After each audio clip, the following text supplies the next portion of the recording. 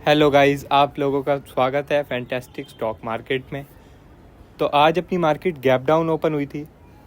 Gap down open होने के बाद आप लोग देख सकते हैं कि हल्का सा ऊपर की तरफ रिट्रेसमेंट आया था 17,770 के आसपास। ठीक है, उसके बाद वहाँ से रिजेक्शन आया और कितने ब्यूटीफुल तरीके से आप लोग देख सकते हैं लेवल्स ने वर्क किया। आप लोग जानते हैं ये जो हमने लेवल्स है ये आज तो मार्क किए नहीं है, ये तो पता नहीं कब से ही मार्क्ड है और हम लोग रोज़ इन लेवलों को आपको वीडियो में भी बताते हैं। तो कितने ब्यूटीफुल तरीके से इन लेवलों ने वर्क किया। ओपन होती हल्का सा अपसाइड आया, वहाँ से रिजेक्शन आया और सेलिंग आई। ठीक है, फर्स्ट टारगेट 17,650 तक। उसके बाद इसके नीचे जैसे ही निकला, दूसरा टारगेट जो 17,520 तक का था वो अचीव हुआ और वहाँ से फिर बाउंस आया। तो आप लोग देख सकते हैं लेवल्स कितनी बेहतरीन तरीके से काम करते हैं। तो आप लोग बस लेवल टू लेवल भी फॉलो करोगे तब भी आप लोग काफ़ी अच्छा कर सकते हो। ठीक है, खैर हमने इतना बड़ा पॉइंट तो कैप्चर नहीं किया। मैंने लगभग जब यहाँ पे पहला टारगेट अचीव हुआ था इसी के आसपास अपनी सारी पोजीशन बुक कर ली थी और टेलीग्राम में भी बता दिया था आप लोगों को कि मैंने अपनी सारी पोजीशन बुक कर ली है। ठीक है, अब ये है भाइयों, क्योंकि लालच का तो कोई अंत ही नहीं है। आप लोग देखें तो ये 5वां स्ट्रेट डे था सेलिंग का। ठीक है, 5वां स्ट्रेट डे था सेलिंग का और यहाँ 200 EM में भी था, 200 EM में भी था, जिसके नीचे आज निफ्टी ने क्लोजिंग दे दी है। ठीक है, मगर इससे भी आप लोगों को अभी घबराना नहीं है क्योंकि कल है एक्सपायरी, वो भी मंथली वाली। ठीक है, मंथली एक्सपायरी। तो ये समझ लो भाइयों, जब भी ऐसा होता है कि किसी हफ्ते में लगातार सेलिंग आती रहती है तो उसका जो एक्सपायरी डे होता है, एक्सपायरी डे, उसमें एक बाउंस बैक मिलता है। ठीक है, उसमें एक बाउंस बैक मिलता है। तो उस बाउंस बैक को ये मत सोच लेना कि भैया रिवर्सल आ गया, अब तो भैया यहाँ से भैया बुल रन चालू हो जाएगा, ऐसा कुछ नहीं होता। वो बस पोजीशन एडजस्टमेंट के लिए होती है। और ये भी हो सकता है कि अगर सुबह गैप अप ही ओपन हो जाए अच्छा खासा तो वहाँ से दोबारा सेलिंग चालू हो जाए। ठीक है, तो बस ये पोजीशन एडजस्टमेंट के लिए होती है कि भैया जैसे PCR ओवरसोल्ड हो जाता है, RSI शॉर्ट टर्म के लिए ओवरसोल्ड हो जाता है, इन सब चीज़ों को एडजस्ट करने के लिए ये सब होता है कि एक्सपायरी डे पे अगर पूरा हफ्ता सेलिंग आती रहती है तो एक्सपायरी डे पे एक बाउंस एक्सपेक्टेड होता है। ठीक है, मगर इस एक्सपेक्टेशन को ये मत सोच लेना कि भैया अपना पूरा 100% कैपिटल लगा दूं। वो भी लेवल टू लेवल ही प्ले होता है। अगर समझ लो 17,520 के नीचे निकलने लगती है तो वहाँ पर बाइंग की पोजीशन नहीं बनाई जाएगी। वहाँ पर या तो कुछ भी मत करो, वरना फिर बाइंग की पोजीशन तो मत ही बनाओ वहाँ पर। ठीक है, आप लोगों को फिर वहाँ से या तो वहाँ एक बेस फॉर्मेशन हो या तो फिर वहाँ से 525 के दोबारा ऊपर निकले तब बाय करने का सोचो। मगर वैसे हवा में करोगे तो फिर आप लोग जानते हैं कि नुकसान ही होना है बस। अब बैंक निफ्टी की बात करते हैं। तो बैंक निफ्टी में हम लोगों ने आपको एंड में बताया था कि एक रिवर्सल आ सकता है, लास्ट 1 घंटे में एक बाउंस बैक एक्सपेक्टेड है। ठीक है, और यहाँ के करीब बताया था हमने आप लोगों को।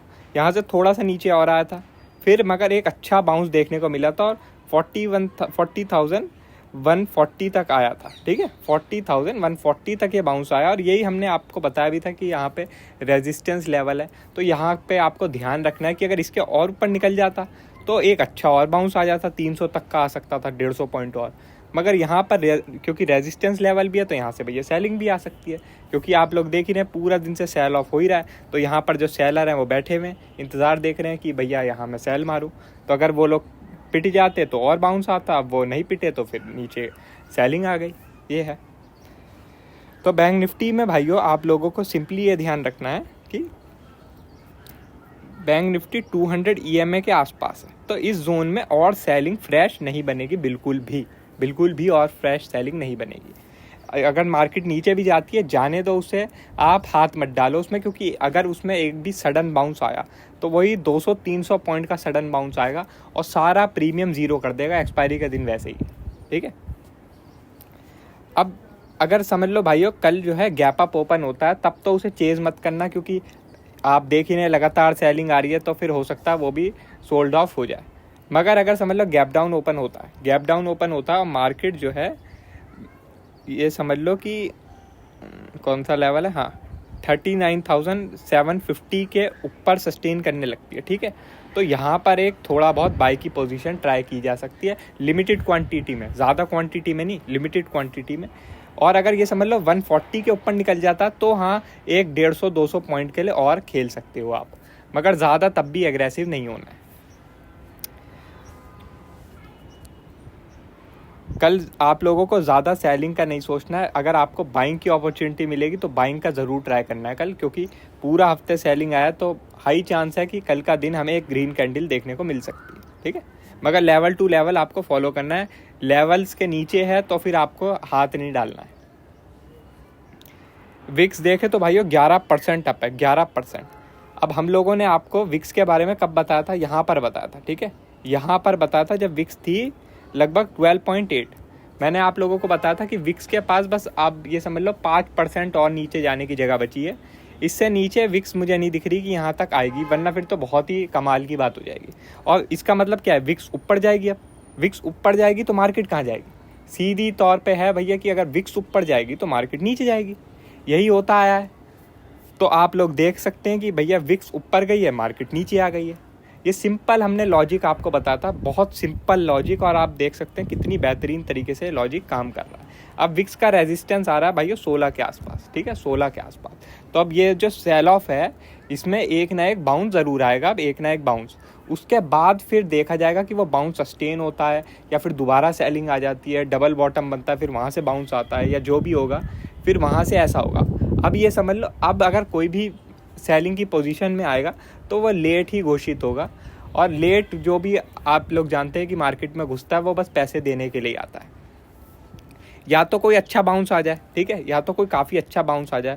समझ लो जैसे निफ्टी है, उसमें भाई आप लोगों को 17,880 तक का कोई बाउंस मिल जाए, काफ़ी बढ़िया बाउंस मिल जाए, या समझ लो 800 तक का भी कोई बाउंस मिल जाए, तो आप लोगों का भैया जो वापस RSI सही लेवल पे आ जाएंगे, PCR सही लेवल पे आ जाएंगे, और मार्केट में जो है ओवरऑल जो वैल्यूएशन है वो वापस ठीक सी हो जाएगी सेलिंग के लिए। तो आप लोग इन लेवलों पे दोबारा ट्राई कर सकते हो, मगर इन लेवलों पे आप लगातार सेलिंग करना बहुत ही बेवकूफ़ी होगी। अगर हो जाए तो हो जाए, क्योंकि मार्केट है भैया, कुछ भी हो जाए, मगर रिस्क टू रिवॉर्ड रेशो के हिसाब से अब फेवरेबल नहीं है सेलिंग, ठीक है, जब तक कि कोई अच्छा बाउंस ना आ जाए। अब US मार्केट देखें हम तो कल जो है लगभग 700 पॉइंट डाउन हुई थी, 700 पॉइंट डाउन, ठीक है। तो अब हो सकता है आज जो है US मार्केट में एक थोड़ा बाउंस दिखे हमें, जैसे यहाँ पे अभी 200 EMA आ रहा है, ठीक है। तो इस लेवलों को थोड़ा रिस्पेक्ट करती है मार्केट, तो यहाँ हो सकता है थोड़ा नीचे आए, फिर यहाँ से थोड़ा बाउंस दिखे। मगर US मार्केट ने इंपॉर्टेंट लेवल ब्रेक कर दिया है, जो कि है 33,400, जो हमने आप लोगों को शायद से वीकली जो एनालिसिस था उसमें बताया था। हाँ, ये जो लेवल था 33,500, ठीक है, 33,500। तो अब जब तक कि इस लेवल के ऊपर नहीं निकलेगा ना ये US मार्केट डाउ जोन्स, तब तक वापस पॉजिटिविटी नहीं आएगी, सारे बाउंस सेलिंग अपॉर्चुनिटी होंगे, और यहाँ पे सेलिंग आएगी तो आप लोग जानते हैं कि अपनी मार्केट में भी सेलिंग आएगी। तो इसलिए अभी आप लोगों को कुछ टाइम के लिए थोड़ा कॉशियस रहना। सेलिंग के लिए तो रहना ही है, क्योंकि अब सेलिंग काफ़ी हो चुकी है, और बाउंस के लिए भी आपको रहना है कि अगर आप समझ लो बाय का सोच रहे हो तो बाय भी ऐसा नहीं है कि वो चलता ही जाएगा। अगर थोड़ा बहुत बाय आएगा भी तो वो सेलिंग की तरह यूज़ किया जाएगा हाई लेवल्स पे, ठीक है। तो बाकी और कोई अपडेट होगी हम आपको टेलीग्राम में बता देंगे। वीडियो अच्छी लगी हो तो लाइक कर देना, और चैनल पर नए हो तो सब्सक्राइब कर देना। आज के लिए बस इतना ही, थैंक यू।